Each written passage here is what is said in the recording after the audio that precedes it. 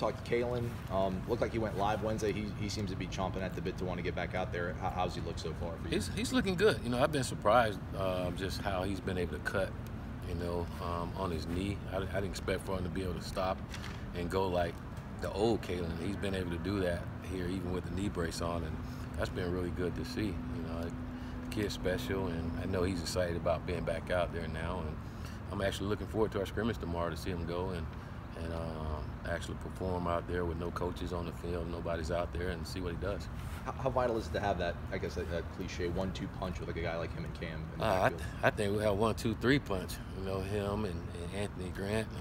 A lot of people sleeping on him. He's having one heck of a spring practice as well, and to get Khalan back, I think we all know. You all probably don't necessarily know yet what Khalan can do, but he's special, and to see him healthy and back out there, that gives us a lot of strength on the offense. You mentioned Anthony Grant. Every time we are there for no drill, it seems like he does something well. I guess, what does he do in particular? I feel sorry you guys aren't at practice and get to see the kid. I mean, he's special. He's patient. He can stop on the dime and explode, and he's fast. So he have a combination of everything. He's strong. He's got good patience, good vision, and he's explosive where he can go the distance as well. And the kid loved playing. He just loved playing the game, and he's a physical back. Do college strength coaches have the same goals as NFL strength coaches? It seems like across the country around this time of year when these kids are getting ready for the draft, they're dropping 20 pounds or they're gaining 30 pounds, the best shape of their lives.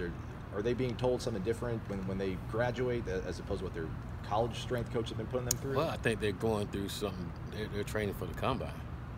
When they leave here, they're not training for the football season. They're training for the combine. And again, I don't know exactly what the NFL tells them to do, but I think like guys like Burns and those guys performing for those NFL coaches and the drills and everything. So they're not necessarily training for just football. I think that'll come after they get drafted and everything. Right now, they're just getting their personal trainers and making sure that they can do the drills that they're asked to do and be able to move and bend like the guys in the league want them to do. So I think it's just more of getting ready for the combine and pro day and things, and rather than just the season. I think they'll eventually start working towards that once they get on the team. What is Khalan's, going through the rehab and coming back the way he has? What does that do kind of for the emotional mindset of the team to see a guy like that come back the way he has? Well, I think especially Khalan, just to see him fight back and get back they all want him back. All our guys know what he's capable of doing. But I think this whole time off has given him the opportunity to grow even more as an individual, and seeing him grow as an individual, I'm more proud of that than anything, because that's helped his rehab, helped him get back quicker, and just seeing him become that man he wants to become is great to see. Seeing a young guy do that is awesome. You've talked some recently about kind of the trust and how you felt kind of how the previous staff ended might have made you have to earn it a little more. Do you have any examples off the top of your head of kind of maybe how that wasn't there last year, how you're seeing more of that now? Well, I think, again, they didn't know me as well. They were brought here by someone else, and that happens whenever you take over a program. You got to earn the trust, and it goes both ways, But I think you really don't understand it until you get into the season, until you hit some tough times, and we really didn't hit any tough time until that first game, and it said a lot. When you get into the season, you get into those tough times, you see how people respond, and we didn't respond well. Again, I thought a lot of it had to do with trusting each other. It wasn't just trust a coach to player thing. It was player to player too. Coaches to coaches. That's part of the chemistry you got to get together in order to have a really good football team, a good football program. And when we talk about chemistry, that's everyone, and we're trying to gain trust by everyone. Everybody's got to trust each other and what we're doing, and it helps when you have a whole year and you understand each other a lot better. It's easier to trust them when you have more time to spend with them to build those relationships. So. I don't know if I answered your question, but try it.